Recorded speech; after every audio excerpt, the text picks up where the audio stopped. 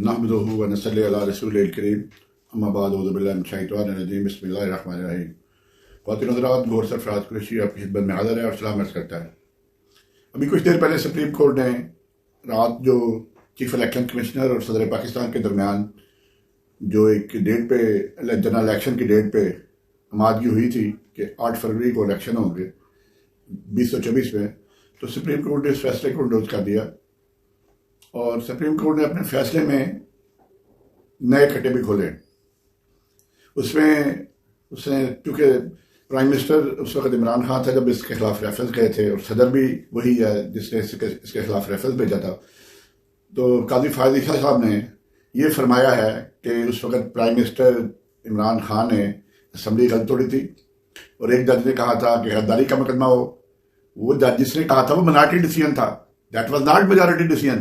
तो उसको कहते हैं जी कि सदर ने वो काम किया जो उसके इख्तियार में नहीं था और जो उसके इख्तियार में था इलेक्शन की डेट का वो उससे दी नहीं। तो इसमें सदर की कोताहियां हैं, खामियां हैं। सदर डरा हुआ है, इस वक्त उसको चारों तरफ से घिरा हुआ है और इमरान खान साहब भी उससे अनाइड है देर में बैठ के कि ये अपना किरदार इससे अदा नहीं किया। कॉन्स्टिट्यूशन सुप्रीम है, ये सुप्रीम कोर्ट भी मानती है और शायद पाकिस्तान भी मानता है, लेकिन कहाँ गया कॉन्स्टिट्यूशन में लिखा है कि अगर वक्त से पहले चीफ मिनिस्टर या प्राइम मिनिस्टर असम्बली तोड़ेगा तो 90 दिन में इलेक्शन होंगे। अगर वक्त पे असम्बली खुद ब खुद डिजॉल्व होगी 60 दिन में होंगे। तो क्या वो ये कॉन्स्टिट्यूशन की एब्रोगेशन नहीं है चीफ जस्टिस साहब? आपको इमरान खान की याद आ गई, स्पीकर की जो रूलिंग थी कासिम सूरी की, ये आपको नहीं याद कि कॉन्स्टिट्यूशन सबवर्ट हो चुका है और एक दफा थोड़ी हुआ है। ये तो यहाँ 3 दफा तो मार्शल लग चुके हैं। तो अभी भी क्या पोजीशन है जो पीटीआई की ख्वातीन के साथ हो रहा है और जो 103 बंदे इन्होंने पकड़े हुए उनके साथ क्या हो रहा है? हालांकि सुप्रीम कोर्ट फैसला दे चुकी है कि वो बंदे दहशतगर्दी में उनका ट्रायल किया जाए। तो क्या किसी का ट्रायल हुआ भी दहशतगर्दी में? क्या आर्मी ने बंदों की वापस किए? बंदे नहीं किए। खुदीजा शाह की जमानत होती है, किसी और केस में गिरफ्तारी हो जाती है। सनम जवेद की जमानत होती है, किसी और में गिरफ्तारी हो जाती है। यास्मीन राशिद की जमानत होती है, किसी और में हो जाता है। चौधरी परवेज के साथ क्या किया जा रहा है? आज उसका सेंट्रल FIA सेंट्रल जज के पास केस था, उन्होंने कहा वो ट्रैवल ही नहीं कर सकता, बेटी से नहीं ला सकते। भाई ट्रैवल नहीं कर सकता तो उसको रिहा करो, कि उसको जेल में मारना चाह रहे हो आप लोग? यार मैं मौजूद से डाइवर्ट हो गया, लेकिन चूंकि चीफ जस्टिस साहब ने ऐसी बात की जिसका आपको बताना, हकायक बताना जरूरी थे। असल में हकायक क्या है इसके, और उस तरफ चीफ जस्टिस क्यों नहीं जा रहा जब कॉन्स्टिट्यूशन की जो एब्रोगेट हुआ है 90 दिन के इलेक्शन ना करवाने थे।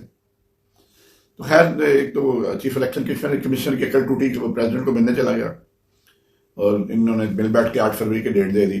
हालांकि 8 फरवरी की डेट बहुत आगे जाके लंबी दी है। कुछ 11 कह रहे थे तो 8 फरवरी में फर्क दिन कौन सा है? तो ये सारा कुछ एक सोची समझी, ये ऑलरेडी चीजें सबको पता था। राजा रियाज साहब जो है, जो लोटा यादव है, उन्होंने ऑलरेडी कहा था कि इलेक्शन फरवरी के मिड में जाके होगा। उससे जब असम्बलियां जब टूटी थी और प्राइम मिनिस्टर के लिए नेगोशिएट चल रहा था, जो सो कार्ड की बातचीत चल रही थी, उसमें ऑलरेडी बता चुका था कि जी इलेक्शन मिड ऑफ फरवरी से पहले नहीं हो सकते। तो 90 दिन तो उधर ही खत्म हो गए थे ना, कहानी तो उधर ही खत्म हो गई।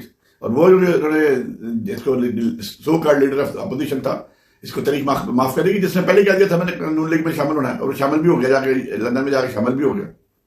और फिर जब उन्होंने नवाज शरीफ साहब तशरीफ फरमा हुए तो उन्होंने स्टेज पे नहीं बिठाया, इसको जमीन पे बिठाया, इसको अपनी औकात याद करवा दी, तुम्हारी औकात यही है कि तुम पाँव के नीचे बैठो।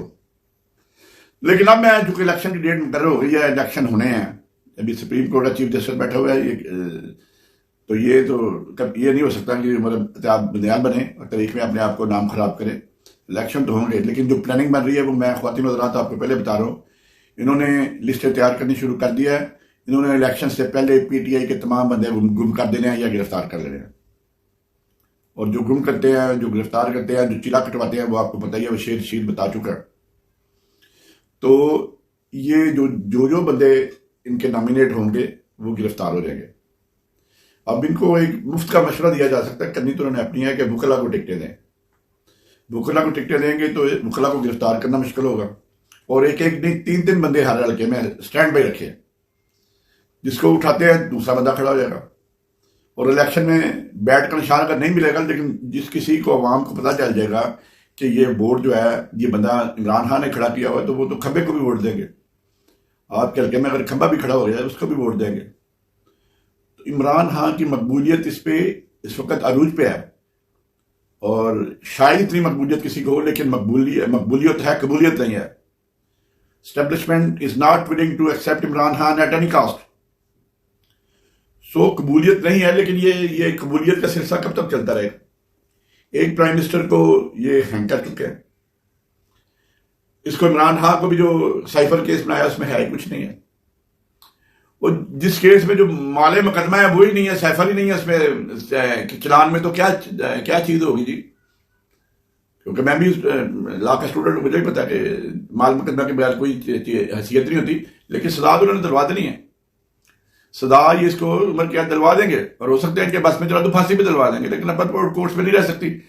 कल जैसे वो साइफर केस में ड्रामा हुआ है, गुल औरंगजेब साहब जो है आदमी बात है, कुछ ना कुछ थ्रेट किया होगा किसी ने, वो बेंच से लहदा होते उन्होंने कहा जी मैं जो दूसरे जज साहब है अपना ताहिर साहब जो जस्टिस साहब वो लहदा हुए हैं, तो उन्होंने कहा जी मैं दूसरे फादर जज के रिमार्क से बिल्कुल एग्री करता हूँ। उन्होंने कहा जी ना जेल में नहीं ट्रायल हो सकता, उन्होंने ऑब्जर्वेशन दी थी। और जो जज है वो चीफ जस्टिस है, उसकी अप्रूवल के बगैर साइफर जज लग ही नहीं सकता था। ये तो कानून में लिखा हुआ है, क्योंकि अपने तौर पर बात तो नहीं की जा सकती। लेकिन वो ताहिर साहब पता नहीं क्या दबाव आया, वो लहदा हो गया, एक जज हाईकोर्ट का लहदा हो गया, बेंच टूट गया, उसमें किसी हम लेडीज को सुमन ने कोई जज जो हाईकोर्ट साहब हाईकोर्ट जज उसको शामिल किया। तो जज जो है इस वक्त हाई लेवल पे भी डरे हुए हैं, सहमे हुए हैं, पता नहीं उनके साथ क्या हो रहा है। लेकिन जिस मनसब पे बैठे हुए हैं, जो उन्होंने हेल्प लिया हुआ है कॉन्स्टिट्यूशन में पाकिस्तान का, अगर वो उस पर अमल पैरा नहीं कर सकते तो डिग्निटी इसी में है, ऑनर इसी में है, इज्जत इसी में है कि आप लोग रिजाइन करके घर चले जाते, ताकि आपको तारीख तो याद अच्छे अल्फाज में याद रखती। अभी जो ये चीफ जस्टिस इस्लामाबाद हाईकोर्ट कर रहा है, हर इमरान खान का केस अपने पास लेकर डिसमिस कर देता है, उस पर बैठ जाता है। जब नवाज शरीफ साहब की बारी आती है तो जनाब 8 मिनट में फैसला हो जाता है, और इमरान खान की जो दरखास्तें जो भी दरखास्तें हैं वो महफूज हो जाती हैं। महफूज हर 4 महफूज 5 महफूज ही होती है, फिर वो फैसला करते हैं, रिजेक्ट कर देते हैं। तो उनके मतलब तो ऑलरेडी पता है वो किनका बंदा है, इमरान खान को भी पता है, इमरान खान के भी तो बताने वाले हैं ना, उसको भी पता है। तो अब जो प्रोग्राम है, तमाम जो चारों गवर्नमेंट्स और फेडरल गवर्नमेंट में प्राइम मिनिस्टर और चीफ मिनिस्टर केयर टेकर बैठे हुए हैं, केयर टेकर तो खिलाना नहीं पसंद करते, बोलते कहते मैं रेगुलर को, तो उनका ख्याल, उनका तरीकाकार वारदात ये होगा, बंदे उठाए जाएंगे ताकि पीटीआई की टिकट पे इलेक्शन लड़ने वाले कोई ना हो। अब इसकी स्ट्रेटेजी जो है, हामिद खान साहब इस वक्त लीडिंग काउंसिल है, बानी रुकन भी है पीटीआई के, उनको चाहिए कि स्ट्रेटेजी प्लान करे, और अब 1.5-9 हो चुकी है, लंगोटे कस लें और अवाम में जाए। अब तो ये नहीं रोक सकते लोगों को इलेक्शन से, एटलीस्ट इलेक्शन की मुहिम चलाने की तो आज़ादी होगी, पता नहीं पीटीआई की वो भी होगी कि नहीं होगी, क्योंकि 9 मई का जो उन्होंने किया है इसके पे तो इंक्वायरी होनी चाहिए कि वो बंदे कैसे पहुंच गए भाई वहां, पुलिस की मर्जी के खिलाफ कहां पहुंच गए वहां तक, कोर कमांडर हाउस तक। तो ये बहुत सारी कहानियां हैं, लेकिन ये इन्होंने लिस्टें बनानी शुरू कर दी हैं। ये मैं आपको सोर्स अपनी बता रहा हूँ, लिस्टें बना रहे हैं और इन्होंने कैंडिडेट्स को गिरफ्तार करना शुरू कर देना है, ताकि तहरीक इंसाफ की टिकट तो होगी लेकिन टिकट लेने वाला कोई नहीं होगा, ताकि मियां नवाज शरीफ को ये इक़्तिदार में ला सके।